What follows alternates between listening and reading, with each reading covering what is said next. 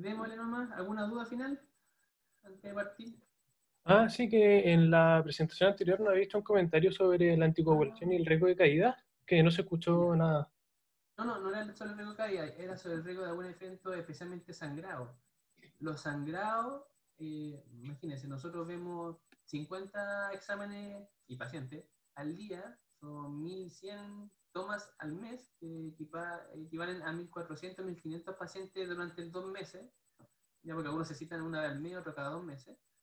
Y la verdad, uno ve, bueno, por suerte ahora que hemos implementado algunas cosas más bien educativas, y de gestión han mejorado bastante los resultados, pero todavía se ven algunos incoagulables, se ven algunos INR de 8, de 6, y nunca generan problemas, nunca. ¿Ya?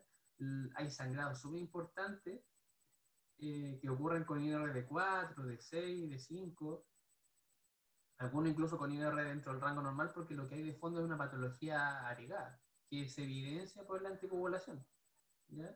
Pero no, la anticoagulación por sí es súper poco frecuente, no decir que no, pero súper poco frecuente que genere eventos tan catastróficos. ¿Ya? Y yo que dentro del equipo somos los que vemos el anticoagulante dentro del hospital, porque en estos últimos 2 años hemos hecho intervenciones para en el fondo centralizar la intervención de anticoagulante y tenemos una visión más general de todo el hospital. Aparte que las cosas se generan, bueno, antes del COVID, mucho en la parte neuroquirúrgica o quirúrgica o traumatológica, ¿ya?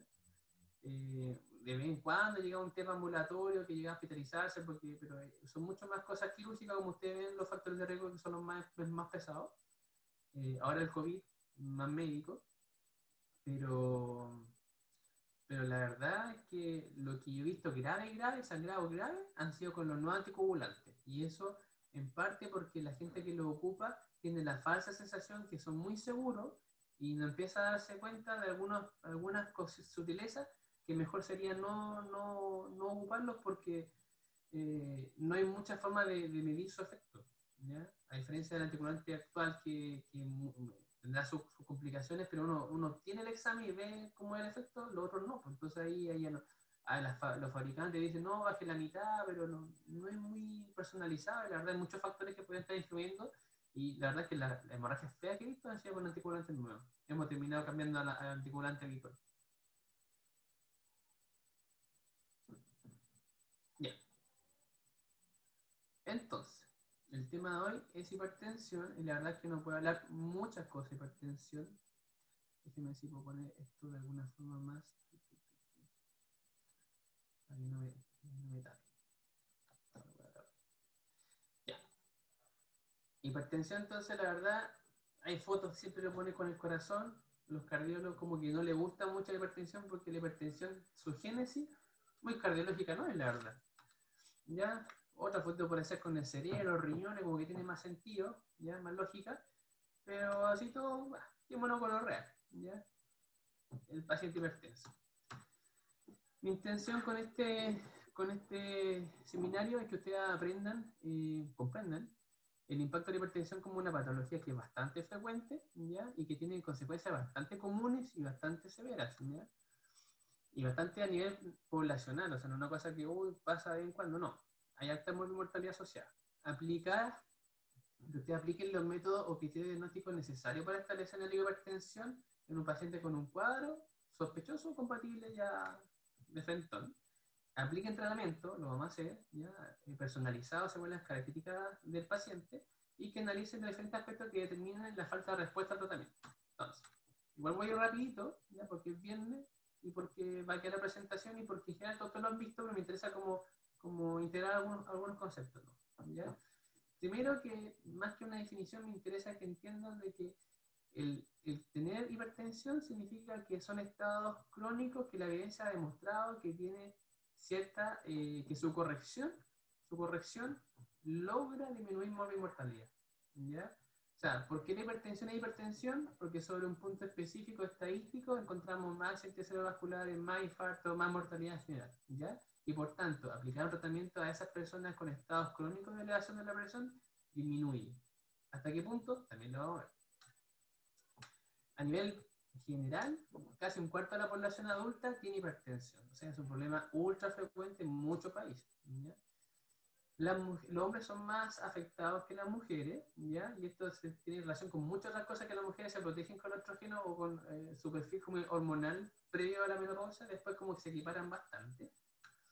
Es más prevalente en países occidentalizados, pero más que por el desarrollo, que sean más neoliberales, ¿sí? Es el hábito que tienen esos países en relación a la comida, a la grasa, a la ingesta de sal, al sedentarismo, ¿ya? Más que simplemente tener más o menos plata o ser más o menos desarrollado.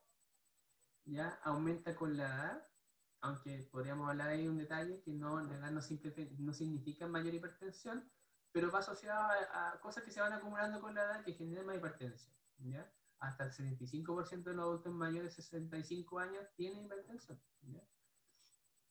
Y la raza afroamericana, incluso hasta los niños, si uno le toma la presión a los niños que no están hipertensos, tienen valores más altos que los no afroamericanos. De hecho, ellos también tienen guías como más personalizadas según la raza y tienen remedio específico para ello, porque en el fondo la idea es que la evidencia previa a esto era para los blancos, pues. Como cuando uno habla de la medicina para el hombre y la mujer queda un poco desplazada. Bueno, lo mismo pasa con los afroamericanos, y ellos también han repuntado en ese aspecto. La biología a nivel nacional es lo que les decía, ¿ya? A nivel general hay un 26%, un cuarto de la población que afecta, es la encuesta de 2009-2010, y con la edad aumentando, ¿ya? Y en el 2016-17 no varía mucho, ¿ya? 27%, un poquito más, ¿ya? Con la edad aumenta, en general, sobre 65 años, 3 de 4 pacientes, de 4 personas tienen hipertensión, ¿ya? Muy, muy frecuente.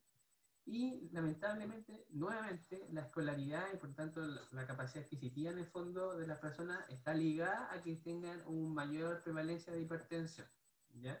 Así que ustedes ya cumplieron más de 8, ¿cuántos años llevan ustedes? Sí, ya cumplieron ya, justo, ¿vale? 8, 11, no, vayan mucho más, ¿ya? Ya están más protegidos. Pero yo lo voy a categorizar más, así van a estar más protegidos. Así que la escolaridad ayuda por un montón de cosas, porque va asociado al estatus socioeconómico, porque va ligado a la información, porque va ligado a toda una cultura que te rodea y te protege. ¿Sí? Y esto no está en el último encuesta nacional de salud, pero sí el 2009-2010, en que la ruralidad sale más hipertensa que la gente urbana. Yo pensaba que iba a ser al revés, pensando que comen más natural, qué sé yo, no. Son más hipertensas. Ahora, esto era terrible, pues esto no sale en la última encuesta, en la anterior sí. Cuando hacen pesquisa o en el fondo dentro de la metódica de la encuesta nacional, le toman la presión varias veces como salen las indicaciones, y salen varias gente que podría tener hipertensión. O sea, si uno le hace seguimiento formal y le hace, no sé, un mapa, una monitorización ambulatoria de presión arterial, o le sigue tomando la presión, se da cuenta que un 65% ni siquiera sabía que era hipertenso, ¿ya? Y de eso, un 37% está en tratamiento. ¿Y para qué decir de los que están en tratamiento cuántos logran un control? O sea, la verdad es que era como mal escenario. ¿Sí? Así que tenemos 3 de cada 10 adultos sufren hipertensión, ¿ya? 3 de cada 10 hipertensos no saben que son hipertensos, y la mitad del tratamiento no logran las cifras. Eso tendría que ir mejorando con los años, con el implemento. Factores asociados, y acá me quiero detener un poco. Cuando hablamos de asociados, si me quiere interrumpir, denle, ¿ya? Porque voy a ir como más soplado hasta el final. Esto yo me gustaría que ustedes lo cambiaran, ¿ya? Todos los libros ponen factores asociados, y la verdad, y la ponen dentro de la obesidad asociada. Para mí, la obesidad es la causante, ¿ya? Es responsable del 60% de lo atribuible a hipertensión. O sea, que alguien que persona sea hipertensa, un 60% de las personas hipertensas puede ser atribuido a su obesidad, ¿ya? Yo no lo tomaría como un factor asociado, porque la verdad lo que hace es hacernos que, obeso, ya, démosle pastillas. ¿Ya? Hay muchos casos de pacientes que han, incluso profesoras, tutoras, médicos que han sido siempre muy obesas, y por algún motivo bajan mucho de peso y se normalizan, ¿ya? Y ahí uno dice, pero si esto es la hipertensión, ¿m? O sea, esto es la obesidad, nada que factor asociado, esto es la teogenia, ¿cachai? Entonces, ténganlo presente, porque van a haber varias clases, especialmente actividad física, y van a hacer arte hincapié en no normalizar este tipo de cosas, ¿ya? El consumo excesivo de sal es importante, siendo 3 gramos lo ideal o 2, y algo, 10 gramos en promedio de la población nacional. ¿Ya? Consumimos mucha sal y sal que a veces ni siquiera vemos. O sea, consumimos chucrú, o sea, consumimos ketchup y ya estamos consumiendo sal, pese a que es dulce. Hay muchas cosas que son dulces en base a procesadas que tienen mucha sal. ¿Ya? El pan, por así, tan fácil como eso. El síndrome metabólico, algunas personas dicen que no existe, qué sé yo, ¿ya? Pero es parte también de todo el escenario de la hipertensión. El sedentarismo, ¿para qué decir? 80% de los chilenos son sedentarios. De hecho, yo que quiero hacer ejercicio, por falta de tiempo, esta semana también soy sedentario. No cumplo lo mínimo. El consumo excesivo de alcohol también, cuando esas personas dejan de consumir, también se nota un descenso importante, no importante, pero se nota que hay algo que afecta el consumo de alcohol. Ahora, esto es muy importante porque puede que uno igual le ponga todos los factores y nunca la hipertensión, porque la verdad hay esta agregación familiar, esto es transmitido genéticamente en una gran proporción, ¿ya? Si uno, por ejemplo, tiene los dos papás hipertensos, es la mitad de la probabilidad de que salga hipertenso uno, ¿ya? Y va bajando según menos antecedentes familiares. Hay mayor concordancia con monocigoto que disigoto, o sea, las clásicas como interpretaciones genéticas para decir que esto es de transmisión familiar, ¿no es cierto? Incluso también y esto es súper importante, se lo voy a recalcar varias veces, lo que se transmite de generación en generación no solamente el ADN, ni tampoco el epigenoma, que también puede, el Francisco va a hacer sobre eso, que le encanta, sino que la cultura. La cultura es una forma de transmisión de información tan poco modificable como un ADN. Bueno, un poquito más, ¿no es cierto? Nuestra cultura ha cambiado mucho más, pero es súper difícil que dentro de una familia una conducta se cambie fácilmente, ¿ya?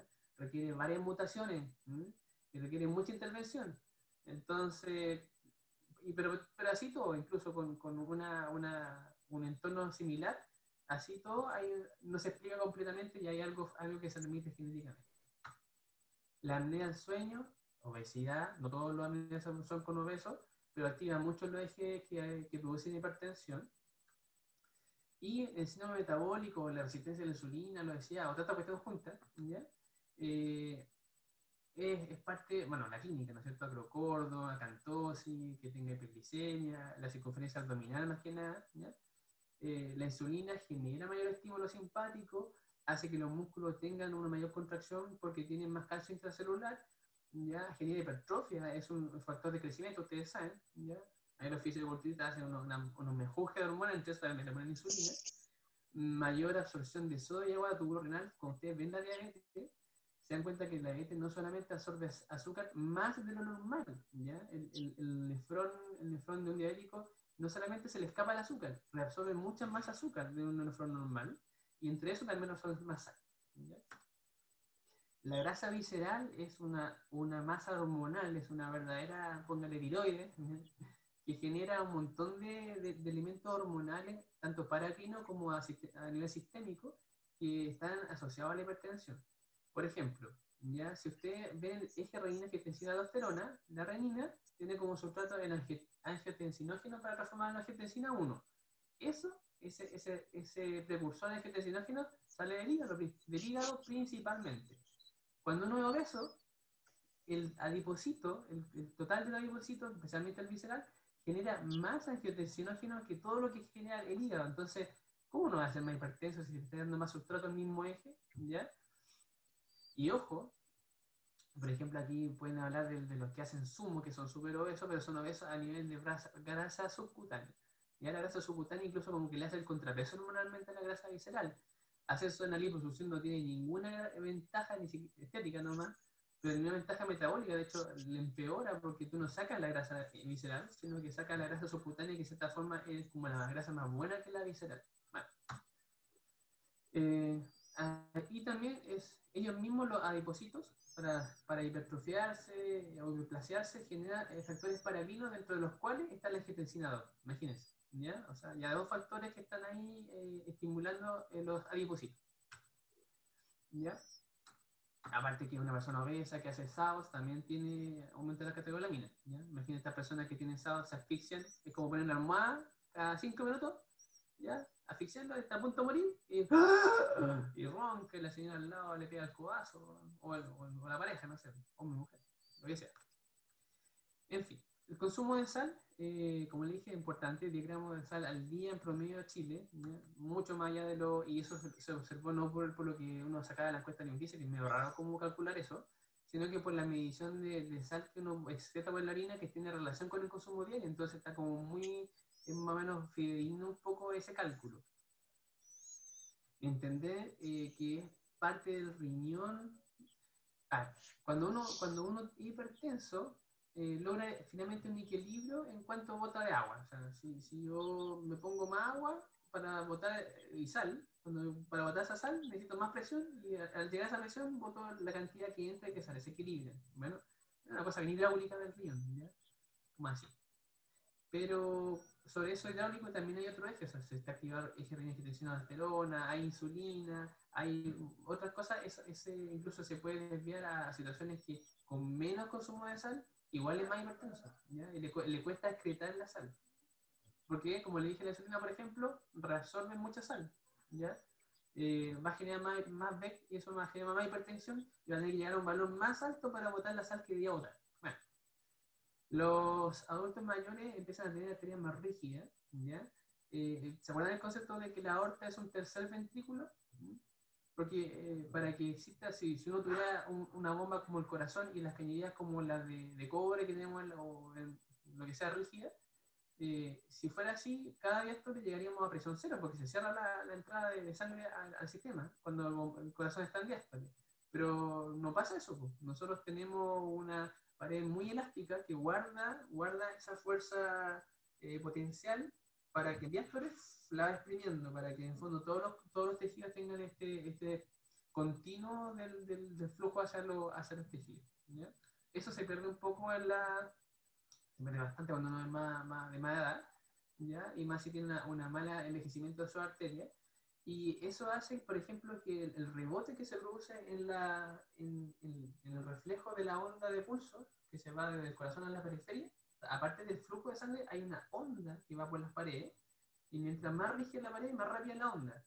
Por lo tanto, las personas mayores que tienen la pared más rígida, la onda como que va más rápido y se vuelve más rápido, y choca justo en el momento en que más presión hay en la aorta, entonces genera una presión arterial sistólica aumentada, aislada, ¿ya? Que en el fondo ahí sería la génesis de por qué entre otras cosas, por qué los adultos mayores tienen presiones sistólicas más altas y parte como, no del envejecimiento, hay los países que están con hábitos no desarrollados, ¿ya? Más saludables, esto no se produce en los adultos mayores, no es un envejecimiento necesariamente por la edad, ¿ya? Les traigo solamente como para sacarle un poco el tema de lo clásico, este artículo que mostraba incluso que infusiones rapitas de angiotensina 2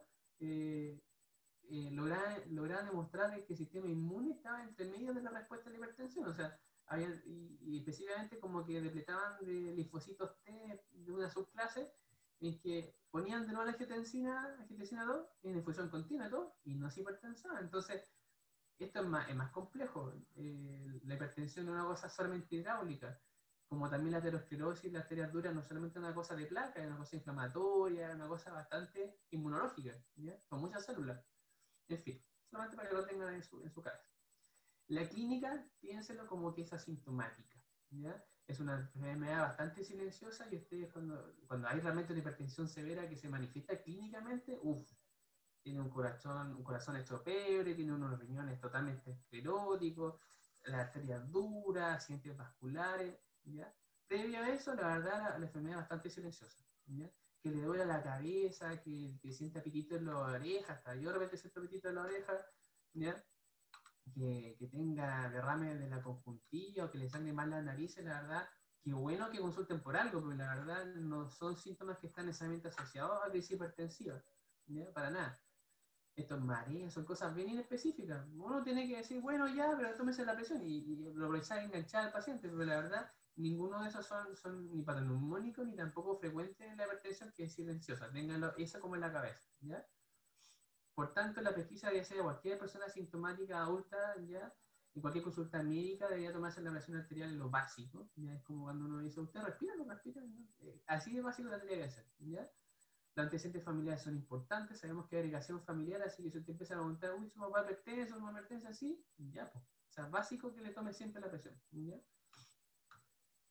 Ahora, la presión arterial se baja y es beneficiosa en la paciente que son hipertensos, sí, ya, eso lo demuestran los estudios, una cosa estadística, mortalidad, accidente cardiovascular, infarto, qué sé yo, pero hay un punto como que si uno baja mucho, también causa daño, ¿ya? Y ahí los clásicos han demostrado que la presión sistólica bajo 120, bajar, o sea, no, hay personas que tienen menos 120 naturalmente, pero si yo soy un hipertenso y se me quiere poner una presión mucho más normal, bajarla artificialmente con medicamentos es beneficioso hasta cierto punto. 120 sería como el corto. ¿Ya? Lo mismo pasa a la paradiastólica. ¿Ya? Diastólica bajo 75 se empiezan a asociar ya con mayor eventos. Hipotensión, accidente vascular de noche, no es una línea que llega hasta sin fin, siempre es una curva J, ¿ya? Un punto J. La técnica es súper importante y aquí yo creo que ustedes me digan algunas cosillas, ¿ya? Porque están en quinto, ¿ya? Hablan mucho de hipertensión, de los fármacos, que no saben de farmacología, y a veces no saben ni tomar ni la presión, ¿ya? Y yo lo he preguntado todo el año, siempre hay personas que no dudan. Primero, ¿cómo debe ser la toma de presión? Así que si me dice la respuesta rápidamente, va a ir más rápido. ¿Qué condiciones debe tener la persona para que sea una buena toma de hipertensión? Debe estar en reposo, calmado, no haber tomado café, no, creo que no haber fumado tampoco. Uh-huh. Debe ser sentado, claro, no debe haber comido. Debe ser sentado, no de pie. No debe haber estado en reposo, creo que 10 o 15 minutos. Y con respecto a la toma, debe ser, no sé si en algún brazo en específico. Claro, con el brazo flectado y el estetoscopio se tiene que posicionar a la altura en la fosa braquial, sobre la arteria braquial. Y eso, no sé qué más decir. Ya, muy bien, muy bien. La presión arterial es una presión de forma indirecta. ¿Cuál sería la forma directa de tomar la presión arterial? Con un ¿A alguien se le ocurre? catéter. ¿Un catéter? Un catéter. Nosotros lo hacemos acá así, pues. Ya le ponemos con lidocaína, una para ataque ahí, que la mandamos a un transductor en la pantalla y se ve la curva ahí instantánea. Esto no es invasivo, es indirecto. ¿Y dónde se instala ese catéter? Puede ser la arteria radial, puede ser la cubital, puede ser Ya. braquial, que no lo ocupamos mucho, puede ser femoral. Hay algunas cosas, de forma accidental puede ser carotídeo. Ha pasado. Ya. Entonces, es indirecto, por tanto, la presión que estoy midiendo, ¿qué está midiendo la presión indirecta? ¿Qué suma? ¿No? ¿Es solamente la presión dentro de la arteria? No, también ve la resistencia vascular a la presión. O sea, como del vaso. ¿Qué te refieres con eso? Como la resistencia que ejerce el vaso, en este caso la arteria, a expandirse por la presión ejercida por la bomba. Ya, y también al colapsarse, o sea, cuando Claro. tú tenías un mojito con hielito ahí, ¿no es cierto? Te costó imagino cuando uno estudia le cuesta más un mojito, ¿ya? Ahora no, me compro 4 mojitos. Y alguien te dice, qué rico se ve, da un poquito, y tú estás así. Y te dices, toma. Y la verdad es la bajita. Y ahí eso no, ya no hay flujo, ¿no es cierto? Es fácil, así nomás. Pero anda a regar el jardín, ¿ya? El que tenga jardín, con la manguera ahí, y no tapando, sino que solamente con aplastarlo disminuye el flujo. ¿Cuesta o no cuesta? Sí, pero depende Sí. también de qué tan fuerte sea el flujo, que como a mayor fuerza de flujo es más difícil colapsar la... Además. Entonces, justamente porque eso en el fondo lo que hacemos, pero estamos hablando de los factores que están fuera del flujo, fuera de la presión que es del agua, en la manguera gruesa, cuesta colapsarla porque es gruesa. Entonces, entre una persona de 70 años y una persona de 20 años, ¿cuál será cuál? Es más fácil o sea, más fácil colapsar en una persona ¿no es cierto? Entonces, joven. cuando una persona de 70 años te sale que tiene 160,90, ¿tendrá esa presión? Uno tiene que decir entonces que ahí lo que más seguro que está sumándose la presión de haber colapsado.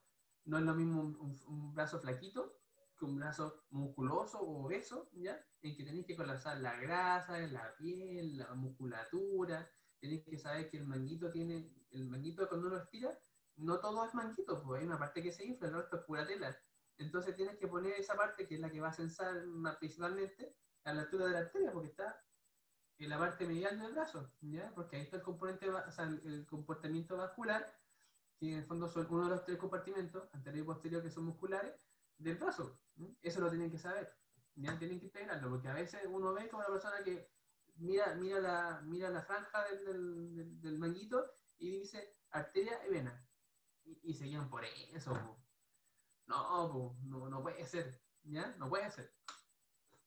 Entonces, ¿qué nosotros vamos a ir a buscar cuando ocultamos la arteria braquial? ¿Qué concepto tienen que saber ahí?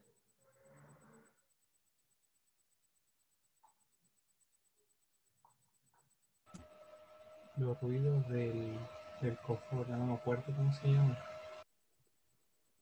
Sí, los ruidos de Kolokov. Eso.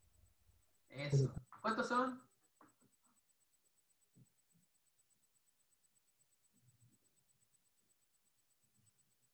¿Cuántos son?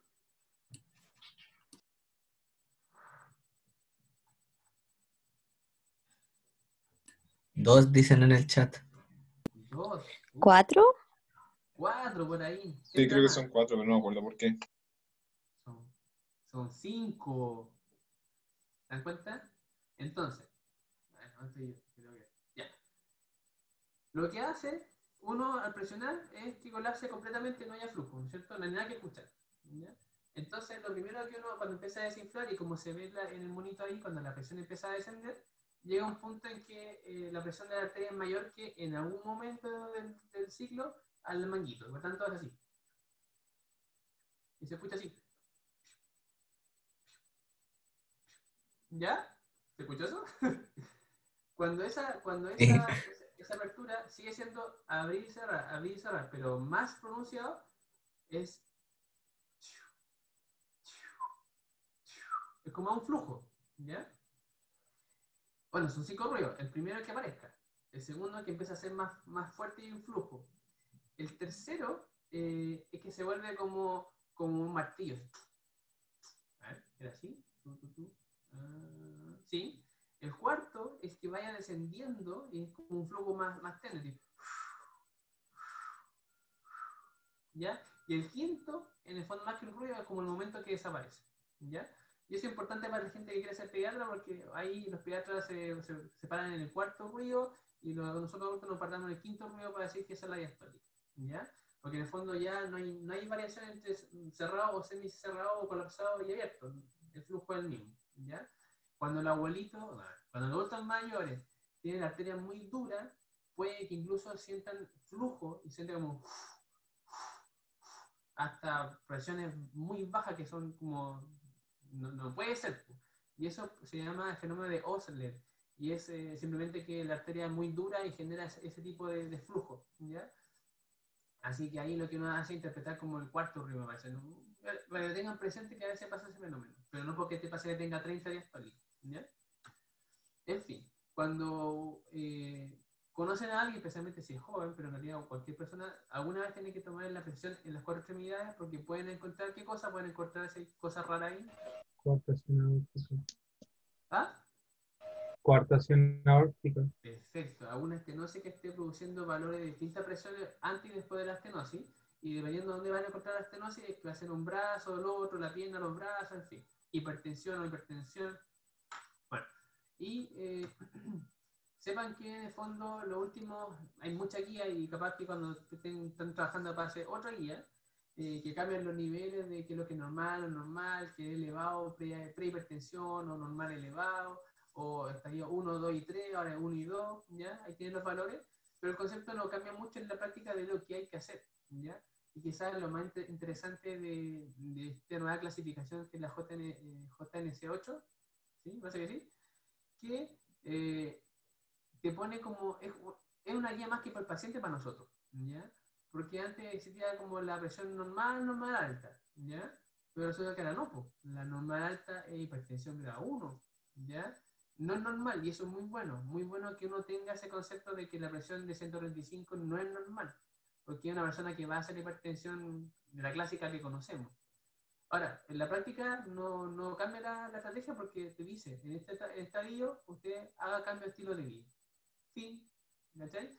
O sea, si uno ve como el resultado final de lo que hace, el resultado de la guía es que te cambie la cabeza, ¿ya? Como médico, de que una hipertensión ya 135 es un estado mórbido, ¿ya? Y que tengas que hacerle hincapié en lo no farmacológico. Hicimos el diagnóstico, entonces hacemos una evaluación clínica integral, ya vemos antecedentes familiares, pesquisa factores de riesgo, determinamos el riesgo cardiovascular, y aquí la plantilla de Talca modificada es lo clásico, ya, y ustedes van a ver que los factores que están ahí, y puede ser quizás esta pregunta de prueba, como que, ¿qué factores determinan, no sé, por los riesgos de cardiovasculares que nosotros aplicamos a los hipertensos o los enfermedades cardiovasculares según nuestra escala adaptada chilena, no sé, que es la sala de la Universidad de Talca? Que sean fumadores, no sean fumadores, la edad, el nivel de hipertensión y también el nivel de colesterol, ¿ya? Así que esos son como todos los factores que ustedes tendrán que sí o sí conocer para determinar cuánto el riesgo cardiovascular o de eventos de morbidez y mortalidad cardiovascular dentro de un periodo de 10 años, que es como el Framingham, que es como lo que uno quiere saber. Si yo tengo 50, fumo, soy hombre y tengo tanta presión cuando me estoy controlando, yo digo, ya, a 10 años, ¿cuál es mi chance de que me pase algo malo cardiovascularmente? Porque si es muy alto, yo no voy a decir, tengo que controlar cada 3, 6 meses con estilo de vida. Yo soy mucho más intenso porque tus fenómenos fisiopatológicos detrás ya están andando. ¿Ah? Distinto a una persona de, no sé, por 35 años, que es fumador, pero tiene colesterol piola y su hipertensión es todavía como que recién empezó a hacer hipertensión, súper bajita, y te queda hartos años que te tienes que cuidar, entonces tú te sabes que el estilo de vida no le dais polifarmacia ni cosas raras, pero lo así ya, pero cosas con cosas menos agresivas quizás. ¿Ya? Es importante que tengan eso en cuenta. ¿Ya? Hay para diabéticos, no diabéticos, así que otro factor importante, la diabetes siempre le da mucha carga de enfermedad cardiovascular. Y el concepto es que según los factores de riesgo o el nivel de hipertensión, ustedes saben si es bajo, alto, muy alto, y según eso, si empiezan con estilo de vida o estilo de vida y alguna cosa farmacológica, o es farmacológica y todo al tiro, así, de 2 fármacos al tiro porque tiene una presión muy alta y es diabético y ya tuvo un infarto y sí, hipertenso, no, no puedo esperar 3 meses, ¿ya? Lo importante es que eso determine a ustedes su velocidad de instauración de los cambios, ¿ya? Descartar hipertensión secundaria, rápidamente, solo va a ser un juego de algunas cosas, pero esto va a tener una clase de esto. Me interesa que hay ciertas cosas que ustedes los orientan, que es hipertensión secundaria, ¿ya? La edad, por ejemplo, una clásica como datos, muy jóvenes o quizá muy viejos, aunque termina siendo hipertensión esencial igual, ¿ya? Hipertensión, que es hipertenso, pero de repente se volvió muy agresiva la hipertensión, que es muy severa desde el inicio, que ustedes ya le ponen todos los fármacos, bien todas las cosas, y sigue no controlado, que empiezan a tener muchos órganos, daño de muchos órganos, encefalopatía, corazón dilatado, en fin, ¿ya? Ahora, por ejemplo, si yo le digo que le dice que tiene crisis, cefalea, sudoración y palpitaciones ocasionales, ¿qué sería?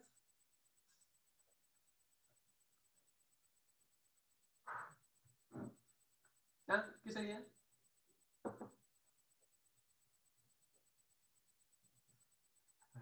Que no cacho nada.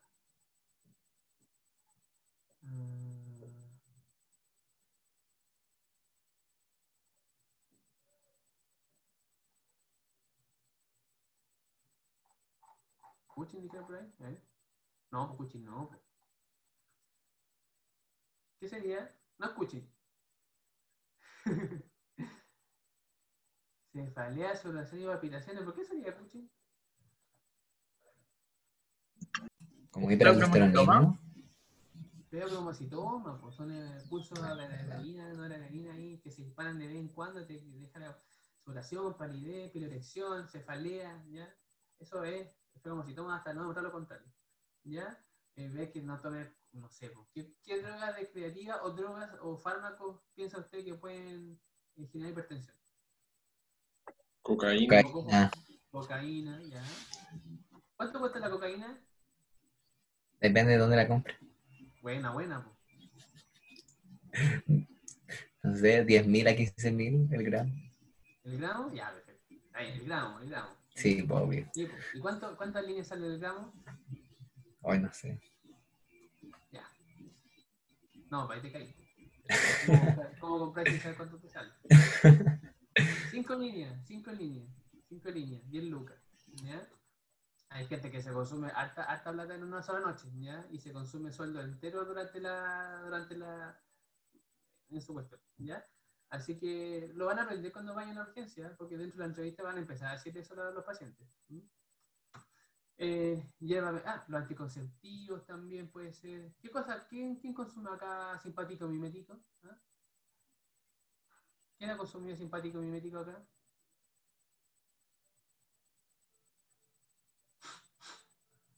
¿Ah? ¿Ah? ¿Quién? ¿Nadie? ¿No? Ni una energética, ni una cuestión, ni el copete, ¿ya? Somos muy jóvenes ¿Nada? para eso. Ellos que no toman boca con energética, pues, ya. ¿Dónde saliste? ¿Y la pseudoefedrina del Tarcín y todas esas cosas? Ah, ¿Qué sí, eso son? sí. Sí, pues. Hay gente que se las consume como simpático mimético, bueno, ya. Pero importante, pues todas esas cosas tienen que preguntarlo porque hay personas que son sensibles y tienen hipertensión con ese tipo de droga, con el café, café en grano, café de Starbucks que tiene un montón de cafeína, más que el café en tarro. Esta cuestión es más mala no tiene nada de café, pues. No, tiene muy poco, ¿ya? No tiene nada, no sirve para nada, ¿ya? El Starbucks tiene como 100 veces más cafeína, pero eso es importante porque le causa hipertensión y a algunos le causa FA. Ojo. Ya. AINE, anticoagulante, o sea, anticonceptivo. Ya si alguien tiene baja de peso, temblor fino, sudoración, intolerancia al calor, alteraciones del tránsito, puedo ponerle incluso alteraciones de la regla y toda la cosa. ¿Qué? Hipertiroidismo. Hipertiroidismo, perfecto, nada que hacer. Rocopatía, somnolencia de una depresión, chocó, Vamos. nada, ¿no es cierto? Si le dicen que tiene cara de luna, cuello búfalo, estrías violáceas, me tocó una vez un caro joven con eso, y hipertenso, está en una posta rural y llegó con todas estas cuestiones. Y yo dije, ¿por qué no lo han derivado? ¿Qué sería ahora? Hashing. Ahora, ¿viste? Ya, asimetría de pulso, presión arterial en la extremidad. ¿Qué sería entonces? ¿Qué Coartación. sería eso? Coartación. ¿Pero a dónde? Aórtica. Usted es un Ahora. paciente hipertenso. ¿A dónde tiene Puede que ser hacer una coartación vasculitis por lo menos? también. ¿Ah? Puede ser una vasculitis también. Sí, pero va a generar una coartación. Pero el tema es que hidráulicamente genera un cambio de flujo antes y después. Pero ¿a dónde tiene que estar esa alteración para que genere hipertensión? ¿Quién es En el la aorta órgano descendente. más específico? Aorta abdominal. ¿Qué órgano determina la presión de las personas? Arteria renal. El riñón. Riñón. Si tengo una estenosis a nivel de la ilíaca bajo no sé, pues en la aorta bajo los riñones, que se llama aorta infrarrenal. ¿Causa hipertensión eso? No. ¿Qué causaría? ¿Causaría algo? Mm, Hipotensión. Aquí. ¿Ah? Ya, no sé quién habla, el Giorgio. Al Giorgio le pongo en este momento, le ligo y le pongo una estenosis en la aorta descendente, justo antes que se llegue la ilíaca, infrarrenal. ¿Qué síntomas podría tener? como enfermedad arterial oclusiva. ¿Y cómo se manifiesta eso? Como, o sea, empezarían a haber signos de isquemia, podría haber como dolor isquémico. Dos palabras.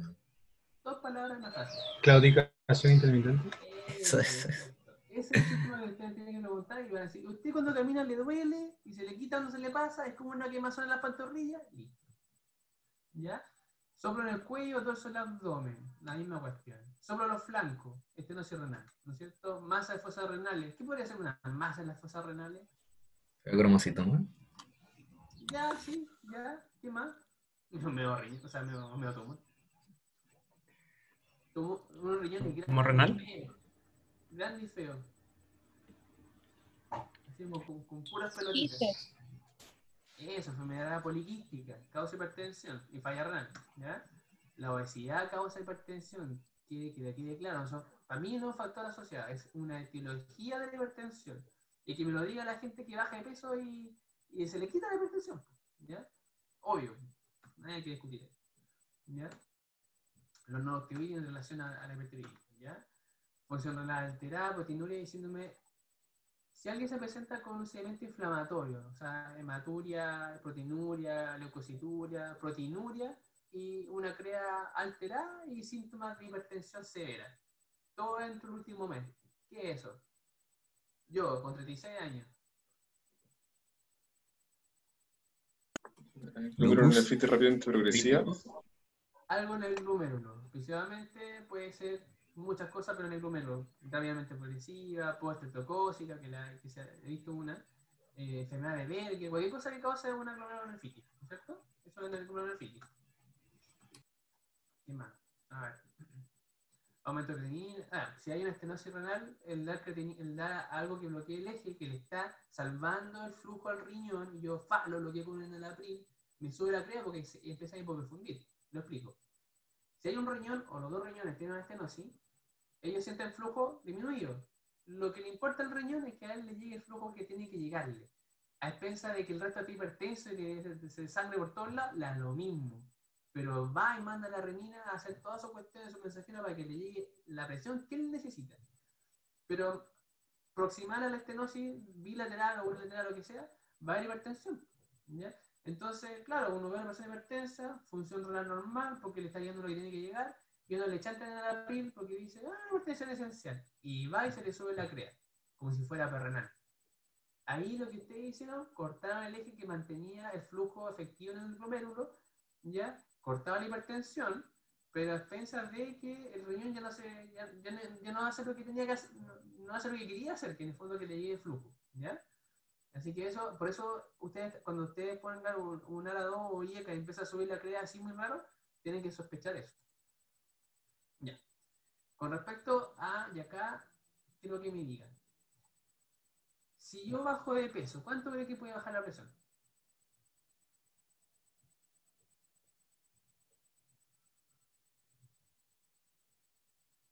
¿Cuánto? Échenle. 20. Mucho, poco. 10%. Ya, no 10%. Es 5 hasta 20 milímetros de mercurio por cada 10 kilos. Si una persona empieza a 130 kilos, imagínense el impacto que puede tener llegar a lo más cercano a un nuevo peso. ¿Ya? Esa es la medida que más impacta. Si usted hace una dieta rica en fruta, grasa saturada disminuida y todo el asunto, pueden bajar bastante, pero no es formativo. ¿Ya? Si usted baja la sal, también impacta, pero no es tanto, pero impacta. ¿Ya? O sea, una persona que es hipertensa leve, 145, usted puede ser gran parte asociado a que su dieta es llena de sal. ¿Ya? Doc, Sí, cuéntenme. tengo como la duda de que, por ejemplo, en personas que tienen ya como hipertensiones graves o que tienen otras comorbilidades, ¿podría como recomendarse una dieta totalmente libre de sal? Bueno, o sea, al menos no en lo que uno cocina, porque claro, en cosas como... ¿Y dijiste hipertensión qué? Por ejemplo, en una persona, por ejemplo, no sé, porque es diabética, tiene otras comorbilidades o ya tiene, por ejemplo, cierto grado de daño renal, ¿podría recomendarse como una dieta totalmente libre de sal? O sea, sí, va a ser difícil, aunque es cosa de costumbre nomás. Los pacientes te dicen que al principio era terrible, después ya no es desabrido, como que más normal, ¿ya? Pero sí, pues la idea es que sea cero para ellos, pues, ¿ya? Ahora, es llevarlo eso a la práctica, igual uno tiene que ser consensual, pues, o sea, no sea en exceso, pero puede echarle un poquito, bueno, en fin, no farmacológico, ¿ya? Y el consumo de ¿Doctor? alcohol, sí, cuéntame. No, pensé que había terminado. Después le pregunto, cuando termine de responder. Cuando se ha visto la aplicación combinada tiene mejor resultado, ¿ya? Y y esto, por ejemplo, lo muestran en España, que cuando mayor es la cobertura de tratamientos combinados, ha mejorado la eficacia y el control de la hipertensión, ¿ya? Hay varias estrategias, ya sea que tú partas combinado o pases por diferentes fármacos o vayas adosando diferentes fármacos, o sea, cuando combinado pero de a poco, y la verdad la que más le funciona es la cuando usted empieza a ir matando varios pájaros de un tiro de diferentes lados, ¿ya? Así que por eso la gente joven que no, la gente en el fondo que no sufre de polifarmacia y se puede hacer, es la estrategia más efectiva, ¿ya? Y según la cantidad de milímetros de mercurio que uno baje, la cantidad de cosas que uno previene. O sea, la mortalidad general siempre va a ser una cosa difícil de bajar, va a ser la menos impactante, pero se impacta, ¿ya? Después va a los eventos cardiovasculares mayores y el accidente vascular cerebral es el más sensible al control de hipertensión, ¿ya? Hasta un 30% de eso se puede reducir solamente controlando poblacionalmente la hipertensión, ¿ya? Cuando ustedes ven también el tipo de fármaco que dejan, hay algunos que tienen una fisiología mucho más entretenida, mucho más beneficiosa, ya y lo vemos en la insuficiencia cardíaca, en que ya la remodelación o cosas, los ejes hormonales que hablan no solamente de hipertensión, sino de remodelamiento de fibrosis, esos mecanismos cuando se bloquean como con IECA y ADA2 o espirulactona, son mucho más beneficiosos, ¿ya? Por ejemplo, otra cosa, si ustedes quieren aumentar la eficacia de un fármaco solamente por subir la dosis, ahí la verdad, si ustedes se dan cuenta, una tiazida que baja 8 milímetros, si ustedes ponen a doble dosis, baja a 10. ¿Ya? O sea, tuvieron que aumentar del doble para generar 2 milímetros más de beneficio, y eso lo pueden ver con varios fármacos, ¿ya? No es mucho, o sea, no es lineal el que yo suba el doble, aquí me baje el doble, pero sí, fíjense cómo los efectos adversos sí son bastante lineales, ¿ya? En algunas familias, la mayoría. Si yo pongo, no sé, una dosis, la mitad de la estándar, ¿ya? La dosis estándar, y fíjense la doble dosis, cómo aumenta la cantidad de efectos adversos en porcentaje, ¿ya?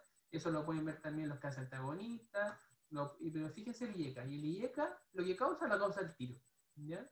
Subir la dosis puede ayudar a mejorar el resultado sin tanto efecto adverso porque ya lo provocó. El que le causó todo, ya le causó todo, el que le causó el edema, que es súper poco frecuente, ya le causó el edema, no le va a exponer nunca más a Nanapil, ¿ya? Igual que el Orado. Y el Orado tiene mucho menos efecto adverso. A mí me gusta mucho el Orado cuando quiero, ahí lo voy a hablar un poco más, cuando yo quiero engatusar a un paciente en algo simple. Porque son dosis diarias, no 2 veces por cada 2 horas como en el April, por ejemplo, causa menos tos. El Enalvista es como el centro más bacán de los efectos beneficiosos, pero el Orado está al lado nomás, ¿ya? En fin, así que ustedes pueden gráficamente como el IECA siempre va a tener como por familia, por idiosincrático, por así decirlo, el efecto adverso, frente a los otros son dosis dependientes y son bastante más frecuentes cuando uno más sube la dosis. Por eso que también la asociación tiene que ver un poco tiene que ver con el efecto adverso y el dejar de tomar fármaco por efecto adverso. Y porque tener un remedio en dosis máxima antes que varios pequeños no te va a aumentar mucho la eficacia del tratamiento. Cuando tú empezás a combinar, no es que se duplique, pero es mucho más efectivo combinar diferentes fármacos que aumentar la dosis de uno solo, ¿ya? Ahora, lo que me interesa que quede claro en esta presentación son estas cosas más operacionales, que son la hipertensión resistente, ¿ya? Que se considera cuando uno tiene 3 drogas, ¿ya? A dosis máximas o máximas tolerables, lo dice, como o máximas tolerables, pero máximas, ¿ya? Siendo uno un diurético tiacídico, por un periodo por lo menos 3 meses. 3 meses. Si eso no logra controlar y usted se lo está tomando, ustedes empiezan a catalogarlo como una hipertensión resistente. Ojo, no es secundaria, ¿ya? Es una cosa, es una definición operacional, nada etiológico, operacional, que significa que en ese grupo que ya no respondió a esa como estándar mínimo, ustedes tienen que hacer ciertas otras cosas, que lo vamos a ver qué son. Eso que le quede claro, porque eso sí es pregunta a prueba, porque eso sí es parte de su día a día, ¿ya? Todo es parte de su día a día, pero esto es más de día a día, ¿ya? La hipertensión secundaria es una causa específica que se puede corregir, ¿ya? Y la idea de hipertensión secundaria y ese otro concepto, lo voy a recalcar más en otra diapositiva. Si ustedes una hipertensión secundaria, o sea que se puede corregir, lo resuelven rápido, ¿ya? Quizás no ustedes, pero derivándolo oportunamente, puede ser que esa persona hasta se sane la hipertensión.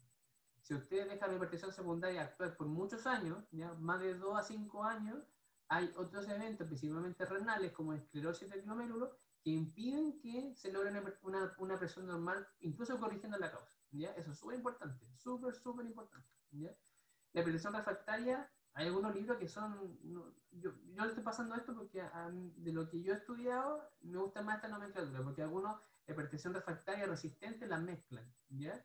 Pero la hipertensión refractaria en muchos libros lo que determina es que requiere varios fármacos y aunque no se encuentra etiología secundaria y obviamente es resistente porque cae dentro de los pacientes que no logran control, requiere 5 fármacos o incluso no se controlan, ¿ya? Yo lo mandaría al nefrólogo porque va a cachar más, ¿ya? Porque el cardiólogo no es su órgano, no. Los cardiólogos te dicen, no, que si la hipertensión es del nefrólogo, ¿ya? Me lo mandan a mí porque justamente como la foto del principio de la poesía, ponen siempre el corazón porque es como el que más, de hecho, el más que se afecta el cerebro, ni siquiera el corazón. Podrían mandarlo al neurólogo, es como mandar una hipertensión al neurólogo. El cardiólogo sufre su corazón por la hipertensión, ¿ya? Pero la hipertensión generalmente se produce por cosas que no son muy cardiológicas, ¿ya? A menos que tenga una estenosis, no sé, sea como más que cardiológica, como vascular periférica. Bueno, Doc, sí, cuéntame. ¿hay algún tipo de ACV como específico que dé más con los pacientes hipertensos, como más hemorrágico o más isquémico? O sea, creo que hay el 15% de lo hemorrágico o menos, y los otros son isquémicos, y los isquémicos los lacunares.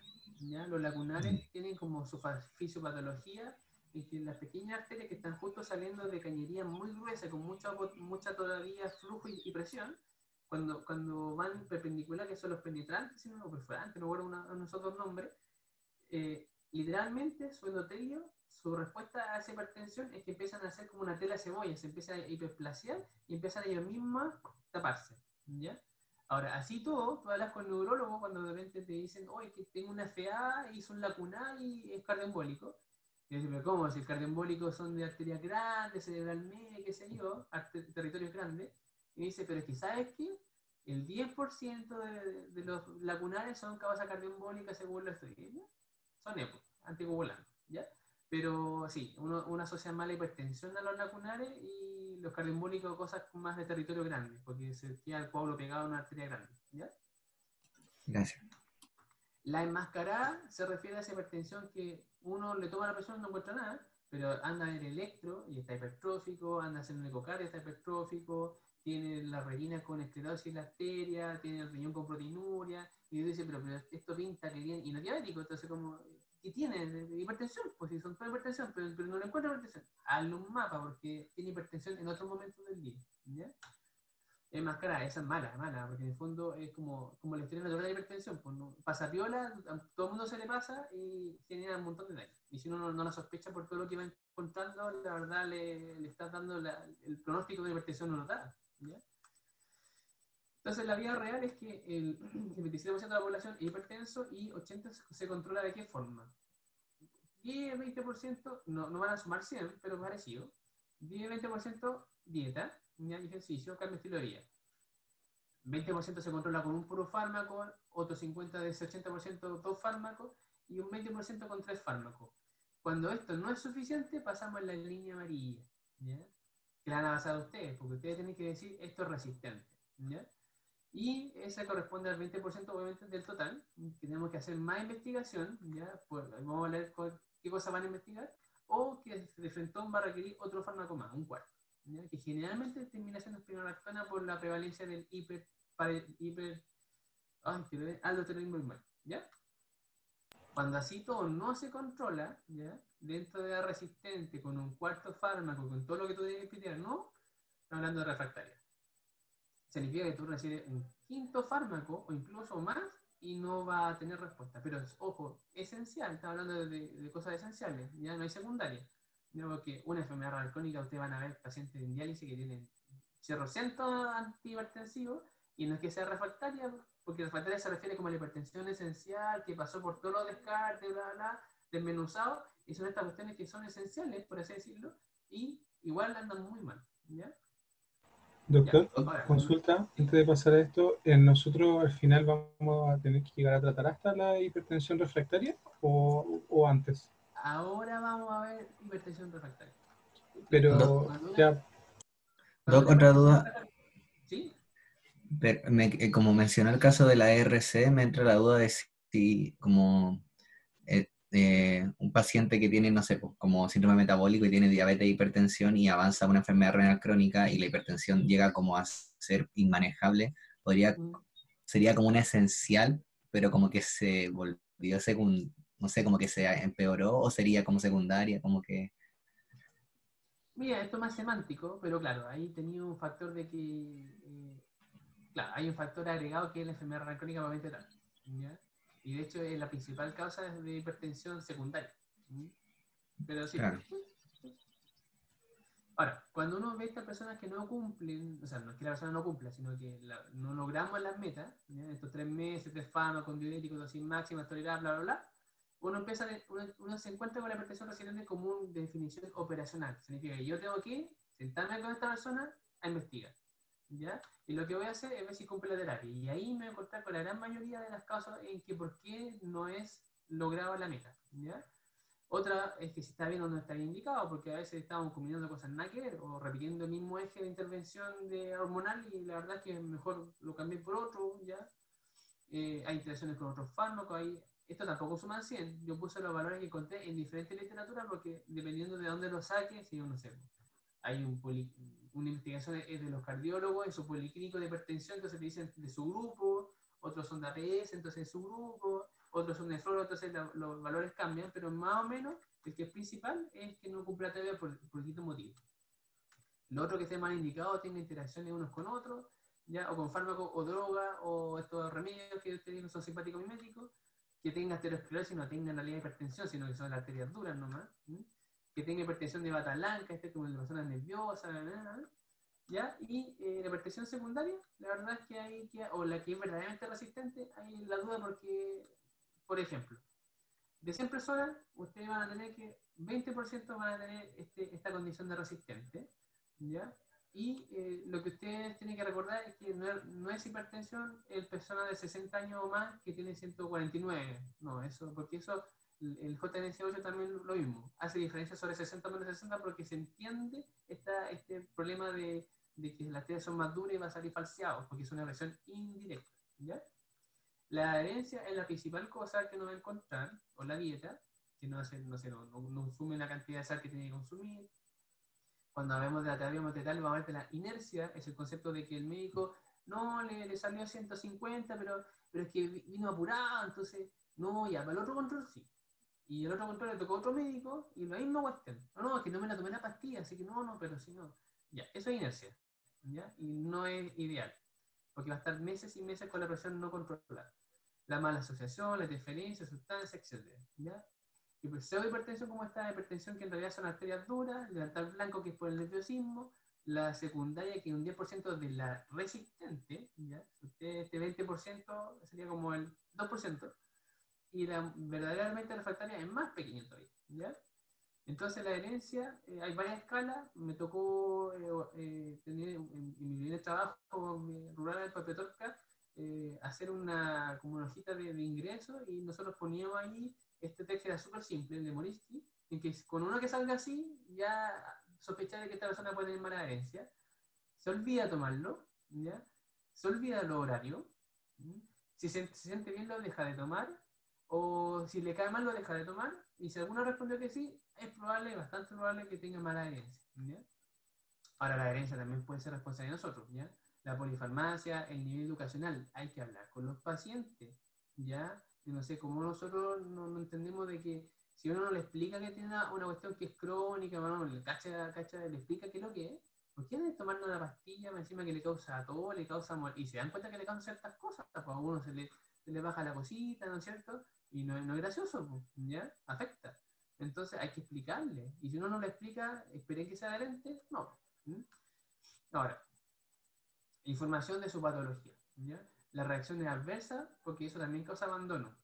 Los abuelitos es increíble, la cantidad, me da pena realmente, me da vergüenza como tiene que tomarse 10 pastillas, ¿ya? Es complicado, pero lo hacen igual, son bien adherentes, los abuelitos son muy adherentes.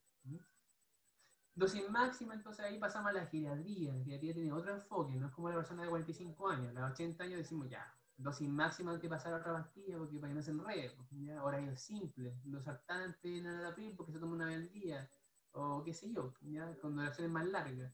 Flexibilidad en las metas. Sabemos que no tenemos que llegar a valores normales o que la perspectiva de vida es mayor, que se quede un poquito hipertenso, filo, antes que se ande cayendo, cosas raras. ¿Ya? Así que eso es importante. Si le pueden hacer dibujitos, darse el tiempo, más cuando están en APS, están más empoderados, ustedes son más jefes, ¿ya? De repente es difícil que uno cambie cosas más localmente en cosas más grandes, un hospital, se hace. Pero usted, la APS es súper entretenido porque uno puede hacer hartas cosas, ¿ya? Hartas cosas al tiro. ¿Sí?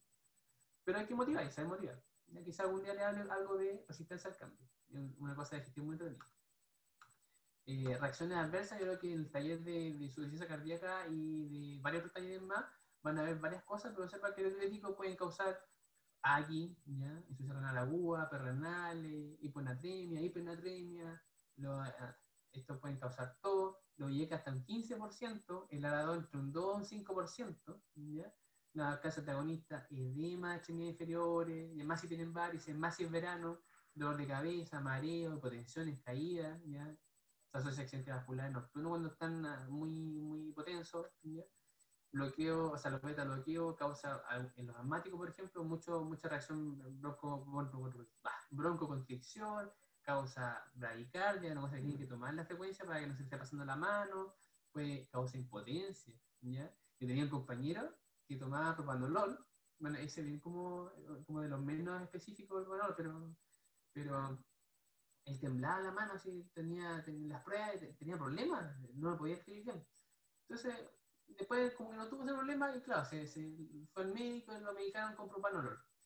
Y pasó el tiempo y bien, pues. Y de repente lo veo escribiendo tembloroso, y le digo, oye, ¿qué te pasó? ¿Por qué? Porque si tú estás en tratamiento. ¿Y por qué no estás tomando? Es que a los 24 años que no funcione la cosa, ¿ya? Porque tomáis un medicamento, no es cualquier cosa, ¿ya? Ahí está la herencia. Imagínense, pues, cualquier persona que quiera tener eso funcionando a los 50 años, a los 70 años, y se pasa, pues, ¿ya? ¿Por qué va a tener que tomar ese medicamento que te causa eso? ¿Ah? Ya. Entonces es importante, tener así, suena medio como ¿ya? Pero esas son las cosas, pues, así es la vida real, ¿ya? La talanca. Como uno no se va a poner nervioso, ¿no es cierto? Causa, ¿ya? Así que ahí, por ejemplo, está el mapa, que es una forma de solucionarlo no es muy poco asequible, si se puede acceder. Pero, por ejemplo, en la guía británica es el gold estándar, aunque en su párrafo después dice, bueno, pero esto es un mundo ideal porque no todo está accesible. O sea, si los británicos dicen que es el gold estándar, pero así todo utópico, imagínense a nosotros. Pero se puede y lo hacen perfectamente, ¿ya? ¿Qué es lo que tiene un mapa? Es que le toma la presión continuamente, cada 20 minutos, no sé cuántas veces al día, y saca promedio, son otros valores. Nosotros no se lo aprendan, le va a informar todas estas cuestiones, pero le quiere mostrar varias cosas. Por ejemplo, este es un paciente que tiene presión elevada todo el día, un paciente que no está en tratamiento, quieren saber si es hipertenso o no, y sí, pues hipertenso, baja la presión en la noche, que es lo normal, que tiene un dip, ¿ya? Un dip nocturno, eso es normal, y sigue hipertenso todo el día. Así que esa persona sí tiene hipertensión, es para tratar, ¿ya? Otro, por ejemplo, es que piensa que tiene hipertensión, le hacen un mapa y resulta que la cantidad de veces que la hipertensión está alta en el día no es categórica hipertensión, la mejor lo encontró en mal momento, estaba tenso, le tenía el delantal blanco, qué sé yo, tenía el dip en la noche, que es lo bueno, así que la verdad no es para tratamiento. Sí, y aquí un poco el problema de la solicitud, ¿ya? Hipertensión resistente, ¿ya? Y el tratamiento de enalapril hidroclorotiazida. ¿Es resistente, no? El mal llamado fuerte de presión, porque el fuerte es el de KG, ¿ya? Este es el mapa, medición ambulatoria de presión arterial. Muy bien. ¿Ya? Esta persona, por ejemplo, se controla durante el día, pero no en la noche. Tiene el DIP, ¿ya? Eso es bueno, pero no todo el tiempo está cubierto. Y en el APRIL la verdad es que dura 12 horas el efecto, no es 24 horas como otros fármacos. Valorar cronoterapia, o sea, te dice, mire, lo está tratando, sí, tiene efecto, pero falta en cierto momento del día. No es como para subirle simplemente la dosis, ¿eh? Quizás para hacer 2 dosis al día, ¿ya? Empezar más en ese tipo de intervenciones. Por ejemplo, tenía síntomas subjetivos de que se hipotensaba, ya no sé cuál habrá sido el síntoma que declaró el paciente, pero estaba en tratamiento con varias cosas, y la verdad es que no encontraron hipertensión y más encima está bien tratado y tenía un dip nocturno, así que estábamos bien. ¿Ya? Por ejemplo, aquí preguntan puras tonteras. ¿Ya? Hipertensión resistente, valor de respuesta al tratamiento, pero la verdad no tiene ni ha clasificado como hipertensión resistente y tampoco tiene cifras en general elevadas. Y mucha cosa característica de la hipertensión delantal blando, delantal blanco, es que cuando están en la oficina, cuando se instala el aparato, como una cosa de salud, un establecimiento de salud y una cuestión que puede estar muy nervioso, está hipertenso, pero se les quita. Eso es muy de delantal blanco. ¿Ya? Así que la verdad que seguramente ese paciente que le salía constantemente altos los valores era porque tiene ese fenómeno y quizás que pide que se tome más ambulatorio o sea, no hay que tomarle un mapa todo para saber qué cosas ambulatorias. Uno puede decirle, mire, tómese la Cruz Verde, tómese acá, tómese con su sobrina, cómprese la maquinita y tómesela, ¿ya? Y con eso me trae los valores. No todos los valores los voy a tomar yo, ¿ya? Es lo ideal. Acá, por ejemplo, este paciente sí es resistente, o sea, tiene varios medicamentos, uno hidroproteasida, bueno, habría que verlo, pero tiene un mal control de su presión arterial, ¿ya? Quizás caiga dentro de no me sé las dosis máximas de esos fármacos de la toxamida, pero podría ser ya una resistente y ustedes están ahí cumpliendo el objetivo en el fondo de declararlo. Acá. Aquí fíjense cómo esta hipertensión que tiene harto antihipertensivo tiene un dip inverso. En vez de bajar, sube. Eso es patológico. ¿Ya? Ojo con eso. Lo mismo acá. ¿Ya? No, acá por ejemplo baja, pero no es suficiente. Ya le voy a explicar cuánto tiene que bajar, pero eso también habla de que hay algo detrás. ¿Ya? Los patrones de dip nocturnos son que tiene que bajar entre un 10 y un 20% del promedio del día. ¿Ya? Y hay bits que son muy extremos, por ejemplo, más del 20% cuando estamos sobretratándolo, ¿ya?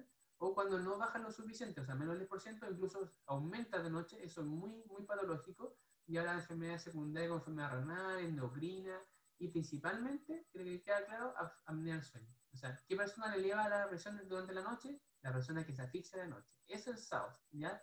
Y se asfixia, están a punto de matarlo, y el cerebro lo hace despertar para sobrevivir, ¿ya? No cualquier cosa. Profe, no entendí lo que era el Dipper. El DIP es la baja de presión durante la noche porque es un estado normal en que la presión baja un poco más de lo promedio del día. ¿Ya? Cuando no baja, o cuando incluso sube de noche, eso no es normal para nada. ¿Ya? Faltan, yo creo que unos 10 minutos con el caso clínico. ¿Ya? Porque estamos esto solo tema diapositiva. ¿Ya? No se los voy a pasar porque hay una clase de hipertensión resistente, pero que le quede claro que la enfermedad renal crónica es lo principal, así que se los dejo. Como todas las causas más o menos frecuentes que uno tiene que buscar hipertensión secundaria, hay cosas curables y no curables, ¿ya? Y hay cosas que son curables, que son muy, muy categóricas su recuperación frente a otras que no son tan recuperables. Eso lo hay entonces en la clase de hipertensión secundaria, ¿ya? Entonces, vamos con ¿alguna duda ante el caso clínico?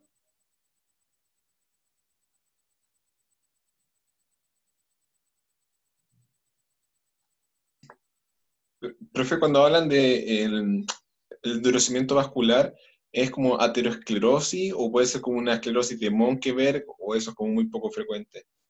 Oh, ya me pillaste. Me fui muy... Eso es kitsch para mí, ya no me preparé tanto este año como para responder esa pregunta. ¿Ya? Ah, ya lo siento. Sorry. De aquí a O, fin de o, curso o, quizás lo repase. o hago la pregunta al revés, al revés, digamos, es que una estaba en pabellón de dermatología y le estaban midiendo la presión a la paciente en la extremidad inferior y ¿Ya? tenía así como 220, algo así, de sistólica, me imagino, obvio. ¿Ya? Y el doctor como que le dice, oye, usted es hipertensa, y la paciente aseguraba que no, juraba de guata que no era hipertensa, pero tenía 200 y tanto. Entonces, no sé si ¿Ya? es porque le estaban midiendo mal o eso era por una suerte de endurecimiento o esclerosis vascular. Si tú le midieras a una persona en la pierna estando de pie, tendrías que sumarle a lo normal No, todas las... de cúbito, de cúbito. Entonces te digo. Por lo tanto, que le haya salido ese valor estando horizontal, que está al mismo nivel del corazón, debiera ser muy patológico. ¿Ya?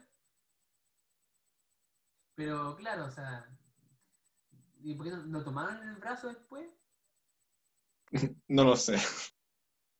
Ya. Bueno. ¿Alguna otra pregunta antes de pasar al caso clínico? Van con preguntitas interactivas. Así que van a ser médicos por un rato. Ya. Entonces, caso clínico. Estábamos aquí, bueno, estábamos haciendo unos talleres de anticoagulantes, ¿ya? Porque la idea es que la educación sea lo primordial. Y vamos a tomar el caso de este caballero, pues, que estaba... No, pero no. Ese estaba muy... No, muy mal. Mejor vamos a tomar a ese caballero, ¿ya? Más bacán. Estos son pacientes que vienen de, tanto pacientes como familiares, a hacer un taller de anticoagulación, ¿ya? Porque la anticoagulación, como los que han pasado por el taller, se dan cuenta que es más compleja y gran parte no depende de cómo uno prescriba, depende de lo que el paciente sepa. Por eso es súper importante la educación y eso es muy transferible a muchos otros tipos de tratamientos farmacológicos y no farmacológicos, ¿ya? Así que, no, pues, este caballero que era un familiar de un paciente que estaba anticoagulando, no sé qué sé yo, le dice, no, doctor, ¿sabe qué? Tengo unos dolores de cabeza ahí y me zumba el oído, ¿tendré hipertensión? Y yo le dije, pero vaya a hacerse limpa, pues, vaya a hacerse limpa, vaya a hacer un consultorio, ¿ya? Vaya al Reina Isabel, ¿ya? Ahí trabajé yo también, el Reina Isabel, y son muy buenos, muy buenos. Ya, pues, y ustedes están trabajando en el Reina Isabel, y le llega el paciente, pues, le hicieron la limpa, pasó por la enfermera, y le tomó varias cosas, y le tocó el doctor con usted, ¿ya? Entonces el paciente tenía 56 años, no quise mostrar su cara por mantener la identidad en reserva, ¿ya?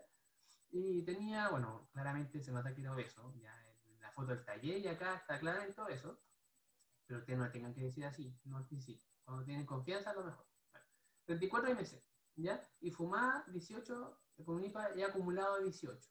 ¿Quién me puede decir qué significa, no qué significa, sino que dígame un caso en que tenga un IPA de 18? A ver, ¿quién se pide? 20 cigarrillos al día por 18 años.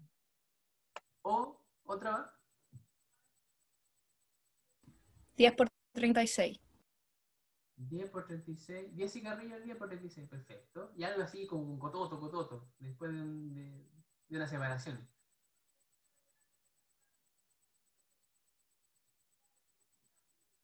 ¿Cototo en qué sentido? ¿Como acumular un IPA grande como en poco tiempo?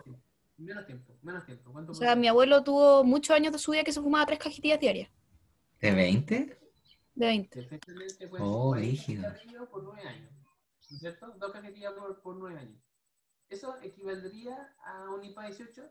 Y lo interesante de esto es que ustedes saben que cierto 10 de IPA tiene alto riesgo a hacer EPO y va a asociar ciertas cosas. O sea, es una cosa acumulada y se asocia a ciertos resultados, ¿ya? Ingresa con usted, pues, ingresa al programa cardiovascular, ¿ya? Y ustedes le van a hacer varias cosas, ¿ya? Anamnesis, casado, 3 hijos, conduce camiones, fuma estos cigarrillos. Cuando viaja, no siempre cuando viaja, pero viaja todos los días. Sedentario, obviamente, porque trabaja todo el día en eso, tiene que pagar la casa, tiene que pagar varias cosas, tiene 3 hijos, ¿ya? Y uno estudió medicina en la Valpo, así que imagínense, ¿ya? Y consume lo que consume cualquier profesor de medicina, ¿ya? Bueno, el papá falleció ya de infarto a los 62 años y todos son medio gorditos porque la verdad la genética familiar es difícil de cambiar, la cultura, ¿ya? Le vemos una agrocor, una cantosis, una taquicardia leve y una sibilancia aislada. Oiga, ¿y usted cómo anda el pechito? 3 semanas con todo y algo productivo, dice. Y ya los exámenes que le pidió la enfermera ante nosotros le muestra entonces que tiene una glicemia 139, una enzima un poquito aumentada, 3 vasos normal, la transaminasa, el ácido úrico alto y un índice de proteinuria también un poquito alto, ¿ya? ¿El ácido úrico de qué nos está hablando en el contexto de este paciente? ¿Ah? ¿Qué nos refuerza? ¿Síndrome metabólico? Ya, pero algo más cotidiano. ¿Qué nos está diciendo?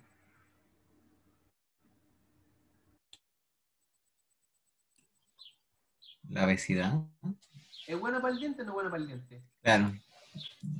¿Y come papa o come carne? No, come Carne. es carnívoro.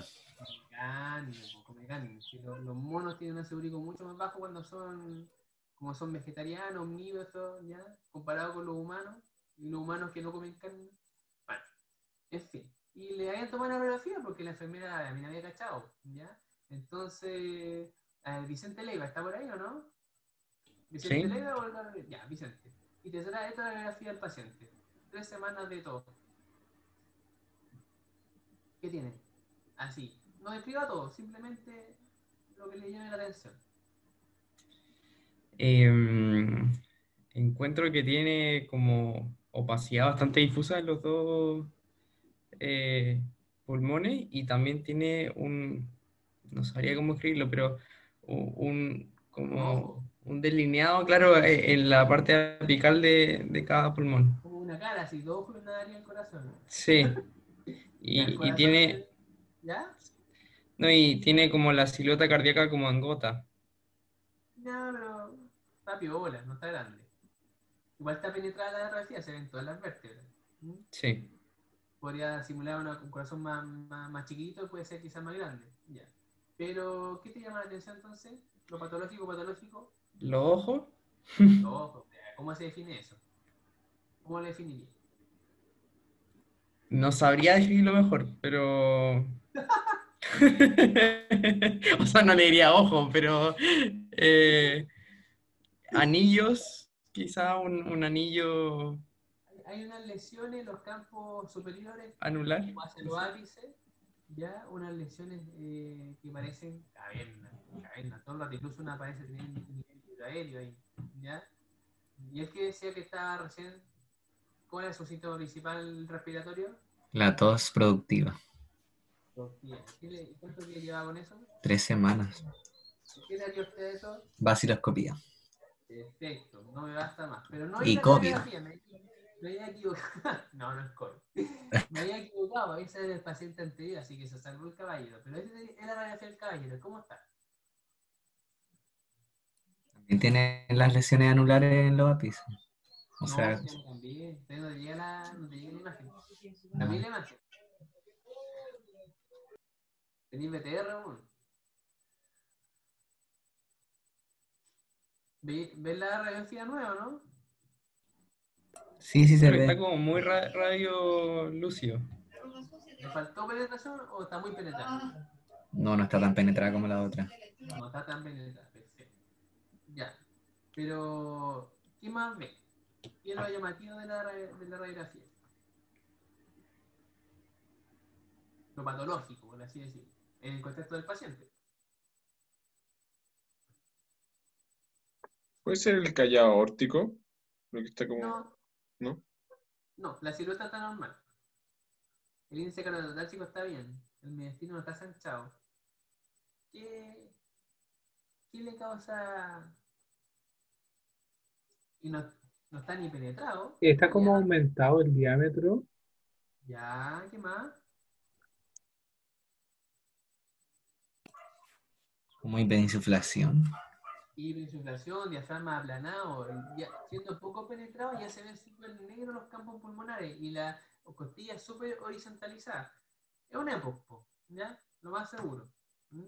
Lo bueno es que ustedes tienen un tema de EPOC, ¿ya? Un tema de TBC y talleres con radiografía, así que van a saber hacer eso bien, espero, cuando salgan del curso. ¿Ya? Y le tomaron un pulso, estaba medio regular y justo venía con este electro. ¿Qué tiene este electro? Pulso irregular. O sea, está irregular la frecuencia. Ah, ya. La frecuencia ventricular, ¿qué tiene? Sí. ¿Qué es? ¿Una FA? Una FA, pues. ¿Dónde Sí. está la P? No hay P. No hay P. ¿Dónde En está el D2 ritmo? no hay P. No hay ritmo. ¿Ya? Ni para No. cumplir. Entonces, lo bueno es que ustedes tienen taller de anticoagulación, así que van a saber qué hacer con esa FA. Tienen fármacos para ICC y FA. Y tienen un tema oral que lo acaban de ver de FA. Así que espero que cuando termine el curso le vaya súper bien. ¿Ya? Pero entonces, veamos los controles. Lo importante de la hipertensión es que no van a ver hipertensos. Van a ver pacientes. Y los pacientes son más que con una patología, más cardiovascular. ¿Ya? Los pacientes del programa cardiovascular que ustedes van a tener controles 10 en la mañana o 3, 4 en la tarde, dependiendo como el Cefán se haya puesto, va a arrojarle un paciente demasiado polipatológico, como dice el Max, multimorbilidad. ¿Ya? Entonces, tienen que saber que tienen que priorizar lo que ustedes hagan en sus controles, porque no van a hacer todo en una sola cosa. ¿Ya? No, nunca. el clásico chiste del paciente que no termina de decirle cosas, así son los pacientes en general, pero cardiovascular están sentados para eso, ¿ya? Tienen que establecer una buena relación, ¿ya? Porque tienen que el siguiente control, el paciente estar confiado en que van al médico de cabecera. Ustedes son los médicos de cabecera de sus pacientes, ¿ya?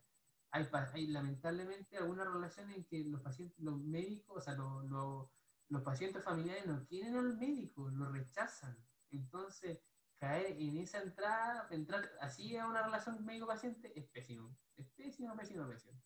Por lo tanto, con una buena relación, ustedes tienen que programar, ustedes con el paciente, lo que va a significar las próximas visitas, porque van a haber cosas que no se van a resolver al tiro y otras que se las dejen para después.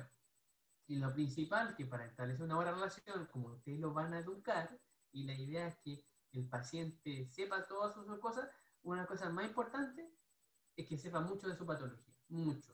Eso automáticamente va a decir, el doctor me explicó, entendí, por eso tomo los remedios, lo más probable es que le vaya bien, ¿ya? Sin necesidad de hacer 10 cosas a la vez. Entonces,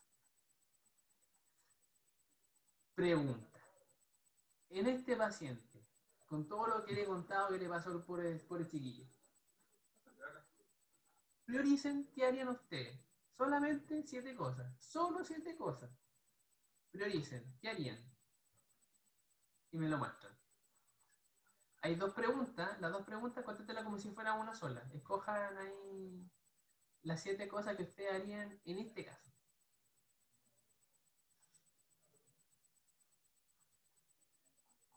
¿Les llegó la pregunta, no es cierto? Sí.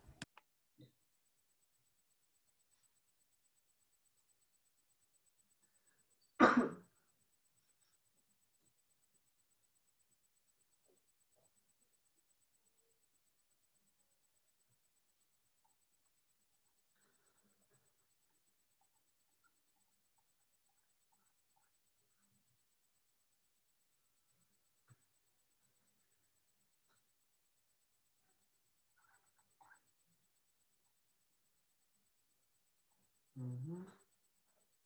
Uh-huh. Uh-huh. Uh-huh. Uh-huh.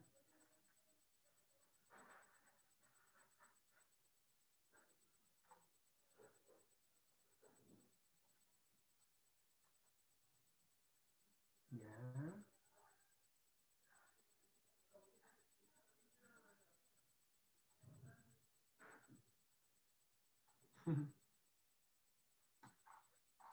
¿Qué va ganando? No va ganando y ser terapia antihipertensiva.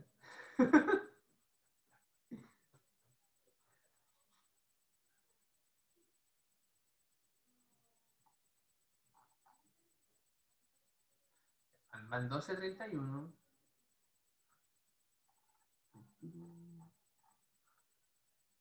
Vamos al 41%. Ya, 60% corto.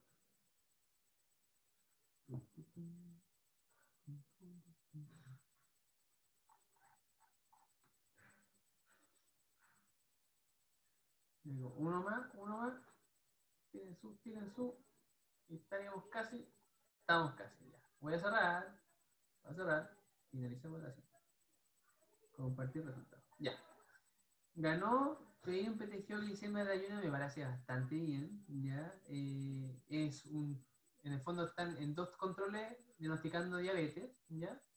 No lo tiene todavía, según lo indicado. Dar consejo de antitabaco me parece bien, porque es breve, ¿ya? Es rápido, puede estar dentro del primer control perfectamente. ¿Le sigue después iniciar terapia antihipertensiva? Yo creo que sí, es necesario, ¿ya? Tiene muchos factores como para que esperar que baje de peso, que deje fumar, son cosas más a largo plazo, así que no se va a controlar la hipertensión fácilmente ahora. Le sigue prescribir una dieta 6 meses, lo puse como ahí, lo puse para si caía nomás, pero la idea es que no sea una dieta ni de 6 meses. Son cambios de estilos de vida, ¿ya? Las dietas, quítense la palabra dieta en la cabeza porque no son dietas, son cambios de estilo de vida y jamás por 6 meses, son pacientes, ¿ya? Prescribir ejercicio físico, vamos a ver que prescribir ejercicio físico es una cosa que demora por lo menos 15 minutos, ¿ya? Así que vamos simplemente a hacer dar consejos de actividad física y eso lo vamos a hacer para el próximo control, no hace cuánto. seguía por ahí calcular el chat-bus, me parece, antes que prescribir un anticoagulante o antes que mandar al anticoagulante de su hospital de base, tengo que saber si el paciente requiere anticoagulante. ¿Este paciente requiere anticoagulante? Podría ser. ¿Sí? ¿Cuánto le da chat-bus? Mm, ¿Estaba con un FA o no? ¿Está y tiene una bueno? FA. Tiene un Por eso FA, lo tiene que- que quedar anticoagulado. No necesariamente porque depende ay, de eso. El chat-bus lo que está diciendo, ojo, no haga iatrogenia si es que el beneficio no es suficientemente mayor que la iatrogenia. Cuando uno tiene un valor muy bajo de chat-bus en una FA, ¿ya? Personas con FA, o sea, nunca va a pensar en chat-bus si no tiene FA. Pero si tengo una FA y el chat-bus me sale 0 o 1, con 1 te lo empezás a cuestionar, pero con 0 no. Porque lo que ves siempre tiene más riesgo de sangrado que lo poco que va a dar beneficio de lo trombótico. ¿Ya? Ojo, ¿ya? Él es joven, él no tiene insuficiencia cardíaca, él no tiene accidente vascular, él no tiene infarto, él con suerte está empezando la hipertensión, no sabemos si es diabético, ¿ya? Entonces, y es hombre, ¿cuántos puntos tiene? 1, ¿ya? Entonces, ojo, primero, igual que la escala de Wells en su escenario, qué sé yo, primero el score, ¿ya? Ya. Doctor, Por ejemplo, doctor, ¿y un puntaje de 1 era riesgo intermedio o riesgo bajo? 1 es para conversarlo, Ya. porque porque tú podrías, eso quizás para conversar, cuando hay uno tiene que fijarse en otra cosa que no está en la escala chat-bus, ¿ya? La edad es el principal factor para tú decidir con uno que esa persona se beneficia del anticoagulante. Si lo único que tiene es edad, ya y tiene 74, por ejemplo, y todo hermano tiene hipertensión, pero tiene la pura fea un viejito, un adulto mayor de 74 años, no casa 75, que serían 2. ¿Ya? Tú ahí, ese es un factor muy, muy importante de todos los factores del chat-bus para dar anticoagulación. Le sigue la diabetes, pero la diabetes con insulina. En el fondo, si tu único punto es que es diabético, ¿ya? El que tenga insulina versus el que no tenga insulina, por ejemplo, si este caballero fuera solamente el próximo control sale diabético, no tiene hipertensión, solamente diabetes recién diagnosticada, joven, su único punto es para pensarlo, porque no es con insulina. Los que tienen con insulina, obviamente fisiopatológicamente uno entiende que con insulina significa que lleva muchos años con diabetes, mucho daño, toda la cuestión, tiene más riesgo de hacer cosas embólicas que una persona con su único punto de diabetes sin insulina, ¿ya? Después le sigue, por ejemplo, la aurícula grande, le sigue que sea paroxística o no paroxística. El 1 es un punto bastante interesante, hay artículos sobre eso muy, muy didácticos, cortitos, en la Sociedad Española, que hablan justamente qué cosas te podrían hacer decidir tomar anticoagulante cuando tu valor es 1. Pero tú puedes conversar con el paciente, si el paciente no lo quiere, y tú le explicas bueno, el riesgo-beneficio y no tiene claro eso, podrías simplemente no llevar y bajar de peso, por ejemplo. Bajar de peso controla la FA e incluso puede eliminarla, porque nuevamente la obesidad puede causar hipertensión, o sea, FA. ¿Ya? Derivar a saladera está bien, pero te va a casar el tiempo. Pero vaciloscopía de ha sido la que más te desea la vida. ¿Ya? Si hay una cosa que no puede esperar 3 meses haciendo control un mes, es que se te escape una tuberculosis, menos con esa radiografía. ¿Ya? Bueno, si fuera la otra. No, pues, hace la vaciloscopía al tiro y ahora, la instrucción es hacerlo ahora para que no se te escape el paciente, porque si tú lo citas para la primera vaciloscopía al día siguiente, puede que no llegue. Tiene que ser ahora y idealmente mañana, en la mañana, antes como, el primer escupo, por así decirlo. ¿Ya? Solicitar el ecocardiograma si no tiene clínica ICC, no. ¿Tiene la FEA? Sí, podría ser, pero ¿lo va a pedir al tiro? Podría ser, sí, podría ser. Control de frecuencia con beta-bloqueo, yo también lo pondría como una opción, porque va a empezar el antihipertensivo, podría matar 2 pájaros un tiro con eso. ¿Ya? Prescribir entonces el ejercicio físico muy latoso, muy largo, iniciar sí todo el rato. Ya.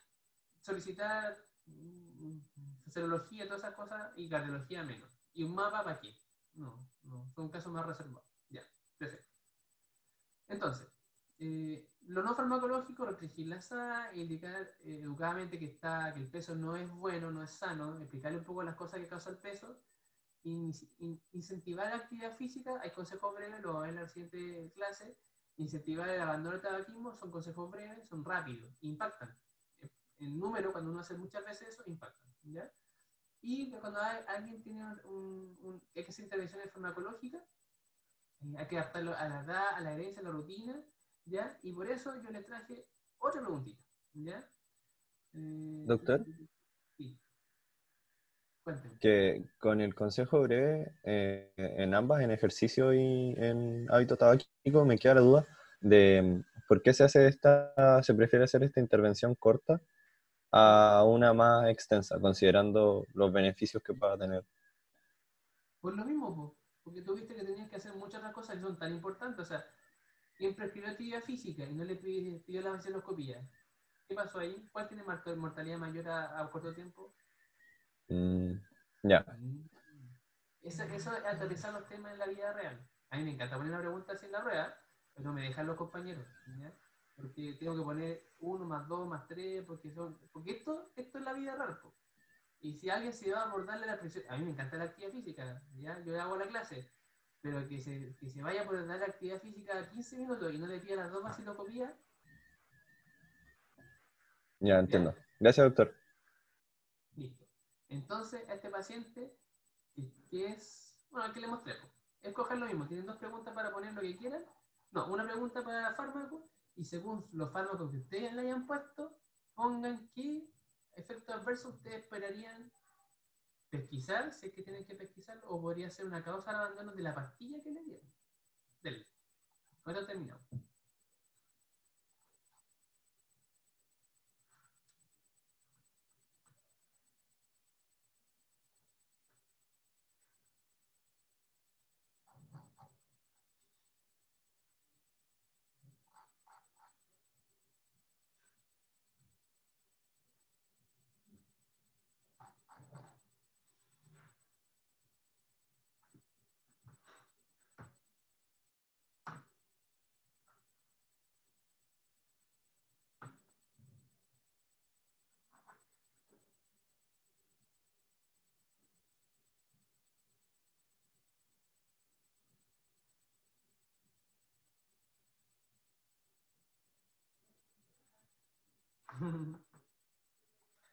Ya. Oh, ya. Bien. Han pisado todos los palitos. No, no tanto. ¿Y por qué? Ya.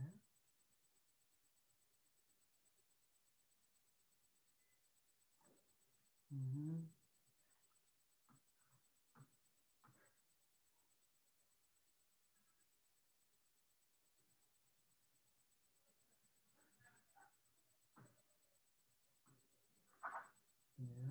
Vamos en el 42%. Espera 15 segundos más.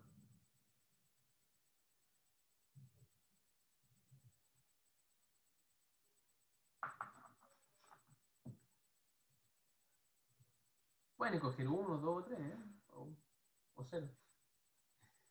Ya. Casi. Y vamos a cortar ahora. Ya, entonces.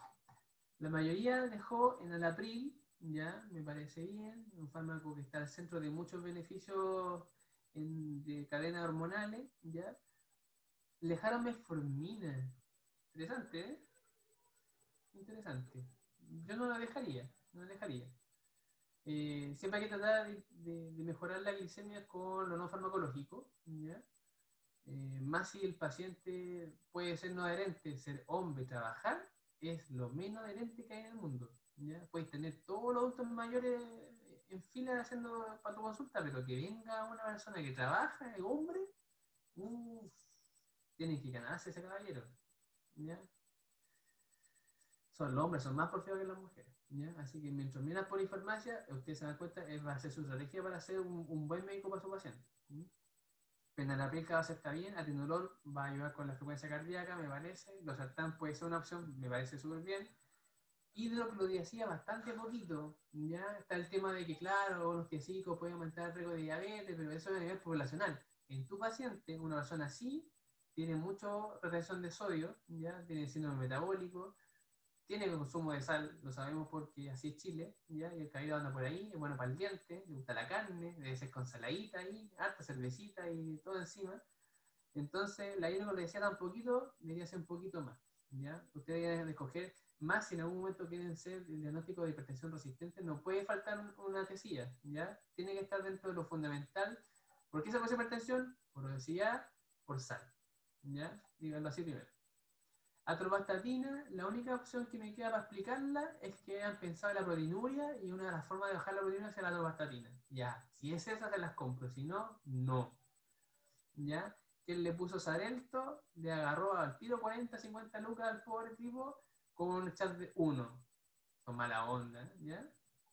Bueno, y la metformina causa diarrea y dispepsia, así que el mejor médico, el que menos que menos mal le causa. No, me dejó una pastilla que me hizo diarrea como 3 días, la dejé al tiro, ¿ya? Ojo con eso. Dijeron que la toda irritativa, si pusieron a la piel en la mayoría, muy bien que hayan puesto la toda irritativa. En segundo está la disfunción eréctil. El atenolol fue la segunda opción, así que se fueron por buena deducción. Boroconstricción puede ser, el EPOC no es como el asma, el EPOC no tiene tanta reacción a los beta-bloqueos, pero sí. Hipercalemia está bien, mareo, fatiga y hambre, tremor fino. Nadie puso en clamilla. Yo creo que esa es como la teoría clásica de la hipoglicemia. No sé por qué alguien esperaría que eso pasara. Mareo quizá con los canales de calcio, que creo que incluso no lo puse. Ya, así que no sé por qué pusieron mareo, fatiga y hambre. La taquicardia es una cosa que tienen que buscar en el beta bloqueo y no lo pusieron mucho. Sangraba nariz y hematoma. Ya, y que puso Xarelto, ¿eh? Puso 1 y votó 1, ya, por lo menos lo buscó bien, ¿ya? Y el edema extremidad inferior es lo mismo. Ahora, puse a un caso antagonista, no sé por qué buscaron cefalea y edema extremidad inferior. Pero bueno, ya. En fin. Así que me parece que hayan coincidido menos los efectos adversos a los medicamentos que ustedes mismos prescribieron. Eso es ser un buen médico, ¿ya? En el fondo arreglar su propio chanchullo ahí, ¿ya? Y descartar TBC son parte de las metas, ¿ya? La idea es que las tuberculosis sean lo menos asintomáticas con vaciloscopía lo más prontamente. Ya. Una evidencia que muestra que ustedes están pesquisando tempranamente la tuberculosis es cuando las positividades salen más que por la vaciloscopía positiva, por el cultivo de vaciloscopías pedidas que salían negativas, ¿ya? Porque están hablando de una muy baja carga bacilífera que solo se muestra en el cultivo, ¿ya? Esos son índices. Y la cantidad de vaciloscopías tan baja. Tienen que pedir más vaciloscopía. Sintomático respiratorio y vaciloscopía. Tratar el EPO a la sala era, ¿hay urgencia? No sé. No en la primera consulta. Lo van a enredar de muchas cosas, no va a ser muy agradable para él, ¿ya? Y evaluar las pruebas, alteración de las pruebas hepáticas, podrían haber pedido un perfil hepático, porque puede ser hepatitis, si fuera hepatitis, todas las 4 genes de la infectología, pero puede ser simplemente su obesidad con unidad de brazo, ¿ya? Urgencia, ya. Así que lo vamos a citar para el día, yo creo que para el día martes 10 de noviembre, ¿ya? Ahí lo vamos a citar para hacer una prescripción de actividad física. Se lo vamos a decir, mire, vaya pensando en hacer actividad física, porque para el próximo mes lo voy a citar, entre otras cosas vamos a hablar de actividad física, ¿ya? ¿Le parece?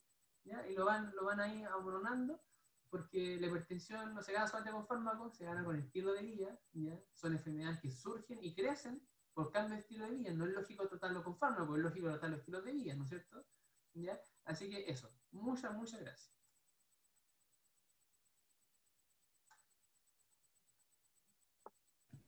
Gracias a usted, profe. Ya. Que estén bien.